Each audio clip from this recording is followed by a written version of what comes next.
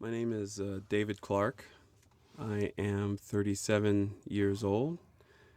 Today is April 19th, 2008. We are in Sacramento, California, and I am interviewing my dad. My name is Auzy Clark. I am 79 years old. Today's date is April 19th, 2008, and we're located in Sacramento, California. And I am the father of the, the fellow that's interviewing me. This is a first because I think this is probably the first time I've seen you really nervous. I am. Okay. So we'll begin at the beginning. Um, I just want to ask you some things that I've always kind of been curious about you. Okay. Your childhood. What was it like? Um, where you grew up and just your conditions. Well, I was born in Lilburn, Missouri, and that's about 6 or 8 miles from New Madrid, Missouri. And my mother, she had about 17 kids, but a lot of them passed, and only 8 lived. And I had seven, it was 7 boys and 1 girl. And the 5 of us, 5 of my brothers had one father, and my sister had the same father. Then when it came to me, I had a different father. The last 3 kids had different fathers. The first 5 had the same father. I was a Clark. We had an Averhart and a Palmer. And when I was born, my grandmother, as early as I can remember, that's the first person that I saw that I could remember. She took care of me because my mother said she didn't want no more kids. And she asked my grandmother said, well, can I have him? She said, sure, take him. He's yours. And my grandmother had her father there in Missouri. They came from Mississippi up to New Madrid in 1929 and 1927. And when I first remember anything about my parents was my grandmother. That's who I first saw, and she raised me until I was up in age till I knew my mother. I knew my mother. I could go see my mother, but my grandmother lived on a farm, and I stayed with her. And my grandfather, my great grandfather, her father, wouldn't let anyone touch me. I was the king of the house. I could do anything I wanted to. And he would not let anyone bother me while he was around. But as soon as he left, my grandmother said, I'll get you when he leave. That's what she told me later on. Because I would jump up in her bed in this raised sand. But she would do nothing because he was there. Yeah. But after that, and then later on in the years, my mother was. I'd stay with my mother in the summertime when school was out. Then I go back to my grandmother. What was it like at your mom's house? My mother. She was like I said. She had 5 kids in Mississippi, and when I was born, after that, I had my other brother under me was Herman Averhart, and the youngest son was Freddie Palmer, and they was about 2 years apart. And so she always had someone there with her. But I'd visit her, you know what I mean? Mm-hmm. Because her mother was my, I guess you call it, the lady that helped the baby when they was born. A midwife? Yeah, my mother's mother was a midwife for mostly all of her kids, because she was, they call her Big Mama, and she was the one the midwife for all of us. So you saw a lot of family that you don't normally see when you lived with your mom. How far away? Well, did when you I live? was with my grandmother, my grandmother was about 5 miles from where my mother lived. She lived in the country, and we went to school in Lilburn. We caught a bus to go to school, but I was in Lilburn and I could see her if I wanted to, but I stayed with my grandmother. Would you say you had a happy childhood? Oh yeah, like I say, my grandmother. I was her only. She had one son, Booker T. Clark, and I was his only son. He only had one kid, Mm. but he was around for a while at the farm. Then he left and started working for the government in Little Rock, Arkansas, during World War II. He started working there at on a military base. Then he left there and went to Bremerton, Washington, to build ships for the government. He worked for the government. So I didn't see him that much. I was with my grandmother most of the time, just with her and my mother, off and on. And what was she like? What was your grandmother like? Oh, she's a beautiful lady, and I'm almost breaking down right now thinking about it, talking about her. But she was wonderful. She would do anything for me. She wanted to send me to college, but she couldn't do it because she didn't have the finance. Mm. And when I got a little bit older, I said, I'm going in the service. And I went in the service. Yes, and then you went on to buy a house for her. Well, when I first went in the service, I told her, I said, when I got old enough, I went to a summer job. One of her friends had a young man about my age, his grandson. He worked in Toledo, Ohio on the Wabash Railroad. And during the summer when school let out, I was 16, he said, they called me schoolboy.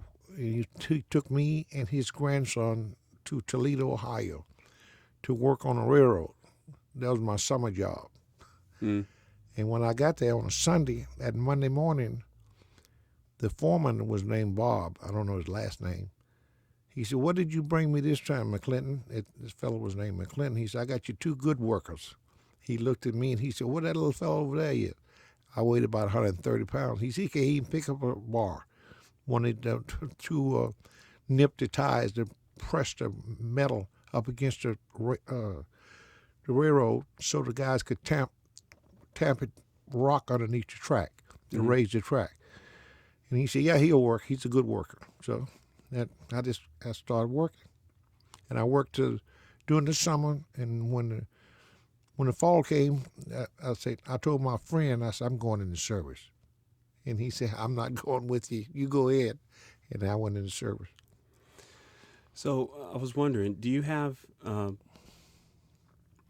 story? I've always grown up hearing your great reverence for your grandma, and do you have a story about her that would kind of define her? Like something that would sum her up in how she handled a situation or how she treated you in a certain situation. Well, my grandmother was a tough little lady. She was tough. She worked on the farm, and when I was little, I was too as a sharecropper. Yeah, as a sharecropper, I was too young to do any work as far as my physical appearance and age. I couldn't do that much. But she worked on a farm, and her and my father and another gentleman, they had I don't know how many acres they had, but they raised cotton and corn and whatever. And somehow or another, the sharecroppers was not getting their fair share of the money during the end of the year. So it was a fellow named Whitfield came through New Madrid, and they had some kind of a deal. They was going to leave the farm at a certain day and move out on the highway on the government property off the farm, but they would be between the railroad, the highway and on a ditch out there. And they set up beds, made a bed, put quilts around the bed with bedposts so couldn't nobody see you, and you could just look up at night and see the stars. So now, how many families were on the side of the road? Well, see, I was small. I couldn't. I would say where we was at, it was about, I would say 50 families. It was about a half a mile long. Each person had their own little setup, And if you look down the line, the kids be out playing, and the grown ups be working kind of some kind of strategy what they gonna do next. But we was playing. We didn't care less what they was doing out there. We just having fun, you know. And they stayed there until the government say it's not safe. So we're gonna move you off the highway. And they brought trucks and moved us from off the freeway, like this is 61 highway, to a place they call a spillway. In the meantime, what you weren't aware of as a child was that the pictures of this demonstration and everyone on the side of the road went around the world. No, who And was it? yeah, you didn't know, but they were around the world, and they were making the government look bad. They were making the United States look bad. They were making the state of Missouri look bad. There's a lot of controversy about everyone staying on the side of the road like that. But as a child, you were 11.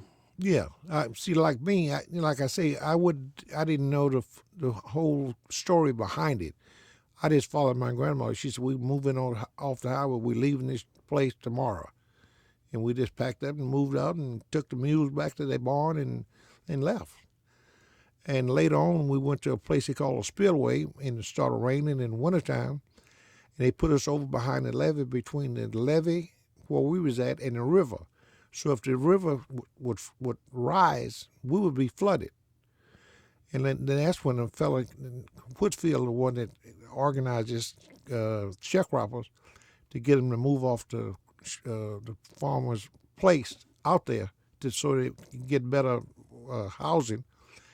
They moved us to Poplar Bluff, Missouri, out in the woods up there. They called Sharecroppers Camp at that time.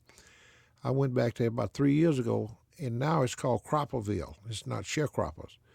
They call it Cropperville, and some people still live there. And if you go there now, you just build you a house, and it's free. All you do is pay electricity. It's no rent, nothing. It's yours, your property. So one thing that I came to think was pretty interesting was that anytime I heard you talk about your childhood or about your youth, I would never hear anything about discrimination, or you grew up in the South. I knew that discrimination and racism was kind of the norm, but I never heard you talk about it. I never heard you complain about it, and you never really put into us any kind of prejudice about it. How did you feel about Well, I knew when I all was that? a kid. I knew what it. I knew, like you said, they do. You knew what you could do because they had signs everywhere. You know, no Negroes allowed or whatever. You know, you couldn't go in there, so you wouldn't go. It wasn't like when the kids started going in the sit-ins with Martin Luther King. Make everybody aware of what's going on. But in your little town, you knew what you could do, and so didn't make no waves in a sense. You just did what you're supposed to do, and if you wasn't supposed to go in the bar or go in that restaurant, you wouldn't go in there. You could go in the drugstore. They had a counter there, but you couldn't order nothing. If you ordered something, you get it and go outdoors. If you want a soda, a float, or whatever, they would serve you the drink, but you have to go outside. You couldn't sit at the bar and drink it. And how um, did you have an opinion about that as Oh yeah, a I was young angry. man? I was angry, but I mean, but before I could do anything about it, I was 17 years old, and I went in the service. I didn't stay around long enough to get a job and hang around there, but I knew things were bad. And when I went in the service was even segregated. They had black companies and white companies. The whole organization was like ABCD company or whatever. Hmm. And you would have a black outfit assigned to that regiment, and we did what we did was a service company. You had A company, B company, C company, then a service company. Now we was in a service company when I went into service. We did all of KP, which they cut grass, beautify the base, Right. paint it. We didn't have no function. This is service. We service other people.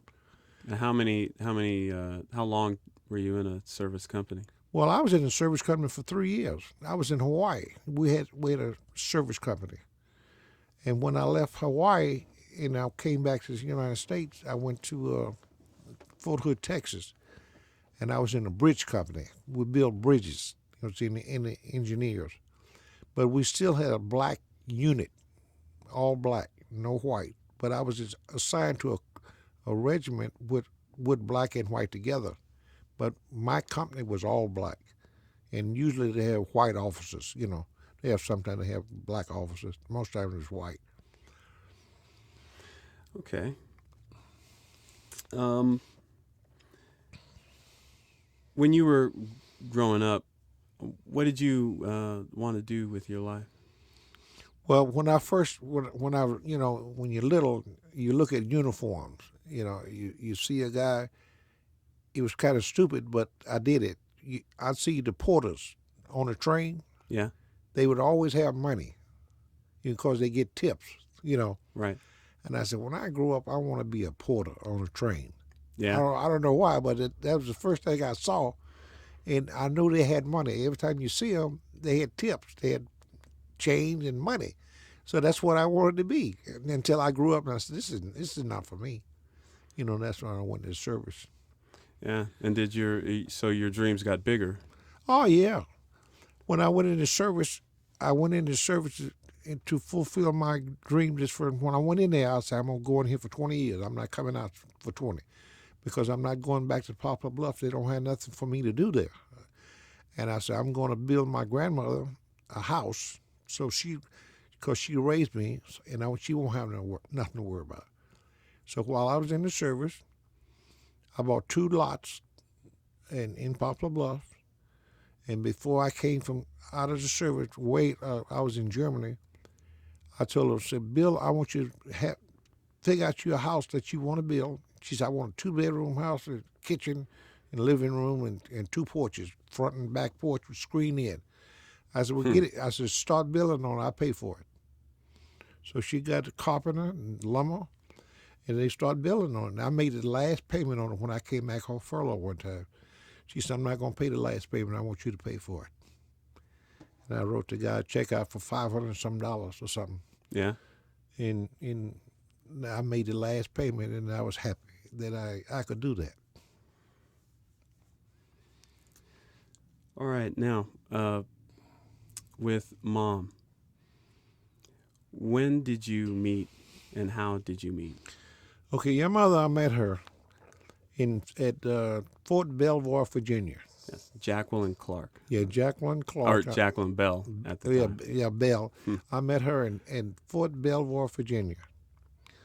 I went to the BX where they had a snack bar, and she was working in the snack bar. And she was a cook, and I ordered something, a hamburger and cheeseburger or something. And her girlfriend was on the end. She took the money. You order something when you go in. Her girlfriend was the one that collected the money, and her name was Thrasher. I don't know her other name. Anyway, every day I'd go there and order something. And Thrasher knew that I liked Jackie, or what we call her Jackie, her name was Jacqueline.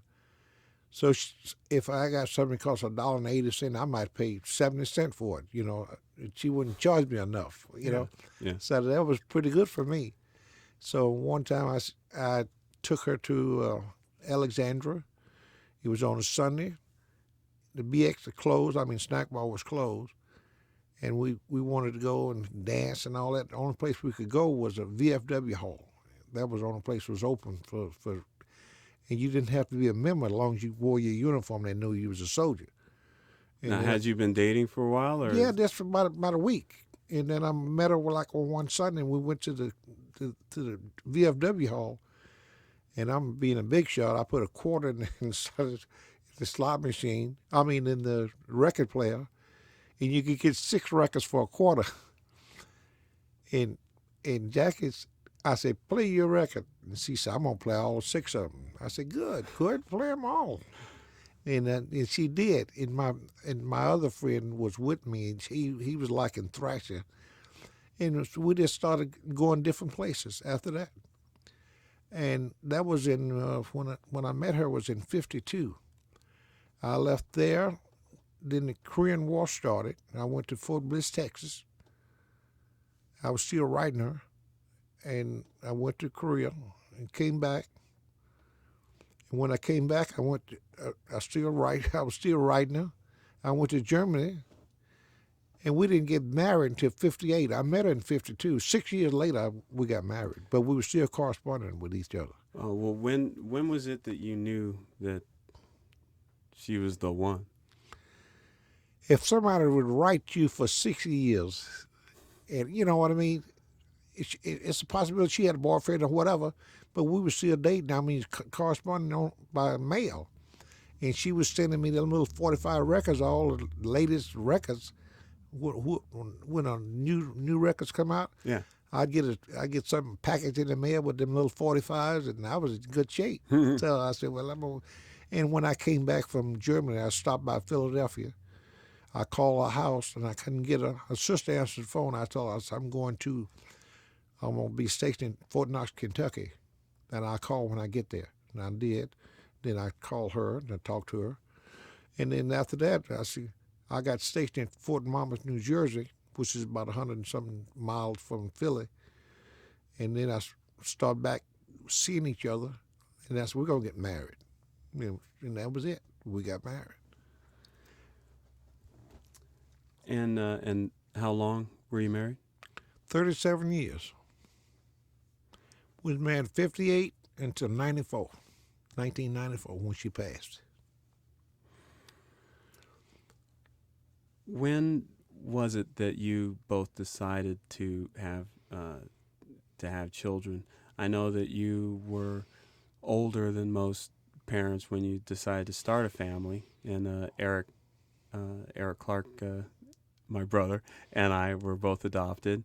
So when did you decide to start a family, and why did you decide to start a family at the time that you did? I was in the service. Like I said, I was in the service. I went to Vietnam. I was in Vietnam. She told me that one of her friends, when we were stationed at Fort down in Monterey, she said, one of my buddies down there, her sister is going to have a kid, and her sister is not responsible, and she's too young to have a kid, and she want to get rid of it. Do you want it? And my Jackie said, sure.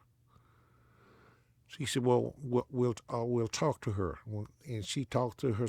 Well, had you guys discussed having children? Yeah, we discussed it. We said we're going to get kids if we have to adopt them, because my wife, she had a hysterectomy and she couldn't have kids, So we're going to have some kids one way or the other. Anyway, she wrote me in Vietnam. She said, do you want to get this? We're going to get a kid. Do you want it? I said, sure, I want it. So she sent me the paperwork and I signed. So Jackie was at the hospital in Monterey when the baby was born. And the doctor asked Jackie, said, what you want to name it? So she named it.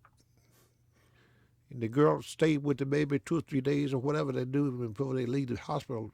And Jackie brought the baby home, just like a mother would. And that baby was Eric. Eric. It was Eric. And when we got you. And this was 4 years later. Yeah, 4 years later, we sat in the house on Channel 10. They show pictures of kids, that need adopted.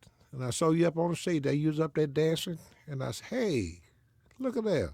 So there was a feature on TV just kind of showing the kids that were available for adoption. Every day at noon, they would say, this little guy is up for adoption. He's looking for a home. Is anybody out there would be interested? And I said, look at that little guy dancing up there. We're going to get him. She said, you sure? I said, yeah, we're going to get him. So we called the station. So you were the one that kind of pointed me out? Yes. And my friend now, Mrs. Kearns. Yes. Her husband saw you too. And he said, we ought to get him. But I got you first. Yes. And we made arrangements with the social worker. We met you. You know, she brought you out, and we talked to you. And but did that for a couple of times. And she said, you want to keep him this weekend? I said, yeah. So we kept him to see how your brother was going to, take to you to see, wasn't no conflict. But you guys got along pretty good, so it wasn't no problem. And she come back that Monday and looked at us together. She's observing you and us, how we did, Yeah, how we interacted. yeah, with the other brother too. But Eric, he was, as long as you put a tape recorder in front of him, he was just musically crazy. You couldn't do nothing around him, you know what I mean? But everything worked out fine.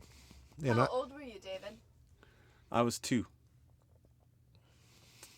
So actually, I was 6 years after Eric, because we're 4 years apart. Yeah, you was 2 years old when we got you. Yes. Yeah. So, I know from being a parent now that I was one kind of person before I had started having children, and then I was changed significantly after I started having kids. How were you different from having children? What you mean? How were that? How did having children change you? Well, it changed me because I had more responsibility. I'm looking at somebody, and I want them to do better than I did. And if it was any way possible that I could do it, I was going to make it possible for them to do it. Like Eric, he liked music, and I knew he liked music because I played my tape recorder, a real tape recorder. He'd get the microphone, and he'd just be he'd do that all day long. And then I'd say, do you like to play the piano? And my wife, Jackie, was she was a music teacher for the Angel Choir at the church, at the A&M Church on Grand Avenue. And you and Eric would go there. So Eric started playing the piano by Mr. Brown, music teacher. Yes, Theodore Brown. And he taught Eric how to play the piano. And I would pay rent on the piano with option to buy. The music place was on West Capitol Avenue, and we paid about 6 months on it, or 4 months. And I said, "You like the piano? You gonna stick with it?" He said, "Yes, Dad, I'm gonna stick with it." So I told the guy I wanted to use the money that I used for rent to buy it. So I bought the piano. So then he played with Mr. Brown for I don't know how many years, 3 or 4 years. Then he started playing for the Angel Choir, for your little choir. Eric played music for you guys at the church. Right. And after that, and now he went. Mr. Brown took him as far as he could take him. And was a lady over on West Sacramento named Mrs. Walker. She taught classical music. So Eric started going to school with her for music. So he learned classical music. You know how to play classical. So, and now he's still a musician. He just left Buenos Aires, Argentina.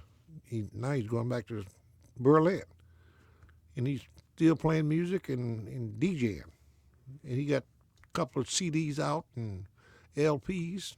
So, but they're not selling in the United States yet, but they're selling in Europe. So how do you feel you did? And I understand what you mean about the big responsibility, and I feel a big weight on my shoulders with my children. How do you feel you did?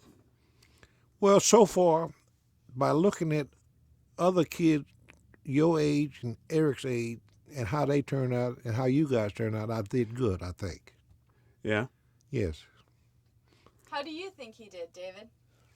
Oh, I think he did pretty well. He raised a couple of very thoughtful, intelligent, kind um, energetic, and well loved children. And I really owe that to him and my mom for doing that. So I think he did pretty well. I think he did pretty well, if I do say so. Let me ask you about this. Uh, this is another thing I was curious about. You always seem to be a very friendly person. Well, you are a very friendly person. You'll talk to someone in line at the bank. You'll talk to somebody, getting groceries, looking for cabbage or whatever. You'll pick up a conversation with anyone, and regardless of who they are, what they look like, if it's a celebrity, you'll just go right up to them and start talking to them like you've known them all your life. Um, I wonder, what is your philosophy as far as just dealing with people? How is it that you're able to get along with so many different people? Well, to me, if you kind of shy around, you want to say something, but you're afraid to ask a person. I just go up and ask them. They can only say no or get out of my face or whatever. And most of the time, when I start talking to a person, they kind of smile. I smile at them, and we just start a conversation. Like you say, when I see people in line and they got kids behind me, the little guys, I wave at the little kid and get their eye and they laugh. And some people tell me, she said, "You're the first person they smile at. They don't usually say nothing." I said, "Well, I don't want them to get too friendly with me because I want you to raise them. Don't get too friendly with no guys. You know what I mean? Because you never know Strangers. who you got. Right. Some stupid person in line." So I said, "That's good if they shy away from me. If I say something to them and they get behind you and hide, that's good." I said, "I can understand that. That don't bother me. I just peep around and try to make them laugh. And if, like you said, people, I just get up and start talking to them." Um, who is Uncle Cass? Uncle Cass is a gentleman that I was in the service with. I met in Japan in 1962 or 61. I met him he was in the same company that I was in Germany. I mean, in Japan. We was in the Signal Corps. He was in crypto. He was a crypto repairman, and I was a radio repairman. I worked in control. Anyway, he was my friend. We'd go drinking together before he got married. His wife, before she had her baby, they wasn't married at the time. She was a Japanese lady, and then he started going with her. And that's Aunt Margie. Her name, well, we call her Margie. Her name was Fusai. Fusai, yeah. Her name was Fusai. I don't know her last name, but I mean her name was Fusai. And she subsequently had 3 daughters. The first daughter was Diane. I took Margie, we call her Margie. I took Margie to Tachikawa Air Force Base in Japan to have the baby. Your mother, Jacqueline, she was in Zama at the hospital having a hysterectomy. And I told Cass, I said, "Look, my wife is going down in Zama. When Margie have the baby, you guys come back and stay with me until you get your quarters." Because he didn't have any quarters because they hadn't gotten married yet. They was getting their paperwork. Right. But they had enough paperwork to go so she could go to the hospital. So I took her to the hospital. She had the baby. She brought it back to my house, and I saw Diane. Now that was in 1963. That's when she was born. In 63, Diane was. Hmm. And I've been knowing him, and I had knew him all that time. And when he came back to the state, he bought a house, and then later on he got cancer. And I told him, I said, "How you know you got cancer?" He said, "I don't know." No, he didn't tell me that. He didn't tell me he had cancer. She told me that he had. But I said, "Well," he said, "Did he tell you?" I said, "No, he haven't told me anything, and I'm not going to ask him. If he don't tell me, I'm not going to ask him." So what I did do, I told him, he said, "These guys are telling me something wrong. My equilibrium is messed up." I said, "Look, I'm going to take you down to San Francisco at Letterman's Hospital. It's closed now. It was in Presidio. I had a station wagon. She had a futon, one of them big Japanese quilts. She laid it on Yeah. the stretched it, and laid him out. I helped him in the car. We took him down there, put him in a wheelchair, and saw the doctor. About 3 or 4 days later, she came back and she said they couldn't do nothing for him. So, but still, before till he died, he didn't never tell me he had cancer, and I didn't ask him, but she told me. Well, our families were very close. Oh, yeah. When we were growing up, we were close with a few different families, and they were the closest ones. And we spent a lot of time with them. And I always remember when you were around, when you guys were together, you were always just happy and joking and laughing, and everything was just always. I mean, I never saw an argument between you two. The two Well, families never feuded, and it was a really beautiful relationship. I was wondering, was there something that happened when you first knew each other, when you first met? No, when I first met him. How did you guys get to be such good friends? When I first met him, I used to work and my wife she liked to dance.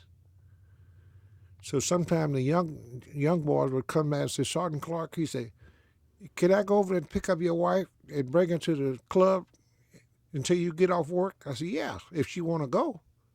So I'd call up and I say, "So and so want to come pick you up and take you to the club so you can dance with them." And she said, "Yeah, I'll go with them." And they would go pick her up.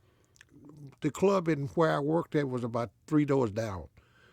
And I'd just go by the club and eat dinner and then go back to work. And when I get off work, she'd be there, or either they done took her back home, because they had a dance from 1 o'clock to 4. Yeah. And I'd go there and eat my lunch and see her and talk to her. It was just a friendly outfit. And Casablanca was involved in us. He would sit and talk to us because he's supposed to be like a philosopher or something, you know. Really? And yeah, he was a real nice guy, best friend I ever had. And that's probably why when we was together, it wasn't no conflict, you know. It just like he was just like my brother. And that's why you guys started calling him Uncle Cass or something, you know, because she was just like my sister, you know, and sister and brother, because I took her to the hospital the first time to have Diane, and when I saw him later on, she had 2 more girls, Patricia and Deanna. Said Deanna was the baby. Patricia was the middle one. Patricia was the same age as Eric. That's the middle one. And it was just one of those things. So, I've got 2 more questions for you. One question. The first question is after this long life and raising kids, and now you're going to be 80 this year. Is there anything that you wish you had done, you know, that was on your list to do, that you wanted to do that you didn't? Is anything that I wanted to do? Yeah, that you didn't. Well, I probably wanted to go to college, but I couldn't do it. With the circumstances of my grandmother, couldn't afford it. Mm-hmm. In the town that I was in, it wasn't no job for me to work myself, and I wasn't a sports person to get a scholarship, you know, like they do now. You know, that wasn't affordable to me, because it was segregation. At first, baseball was segregated, because Jack Robinson came up in 1947 to be with the Brooklyn Dodgers. Mm-hmm. You know, so I didn't have the chances maybe that I wanted to do, but I wanted to go to college to do something, but it wasn't in the plans for me. But I mean, as long as I got my health, and I got you and Eric, and I got my 3 grandkids, your 3, I'm in good shape, and I appreciate it. Well, do you have any advice for me? Yeah, I don't know. I don't have you're pretty good. If I ask you to do something, usually you do it. You figure out, well, that old man is probably right. He's been here a long time. He probably knows something. But yeah, well, you're all right. I like you. You're a good friend and son and everything. What are your hopes for your grandkids? Well, I just hope they grow up and be good kids, and not not be influenced by some guy with dope. That's sickening. And so far, they they seem like they pretty good. And the father here, he kind of strict on them. So I'm pretty sure he gonna keep them out of that because he done scared the little guy to death. He's about 12 years old. Because he told him one day, he said, pretty soon I'm gonna put you out. He said, when? I don't know. You told him something about when he get 18, you're gonna put him out. So I'm pretty sure he gonna do what's right.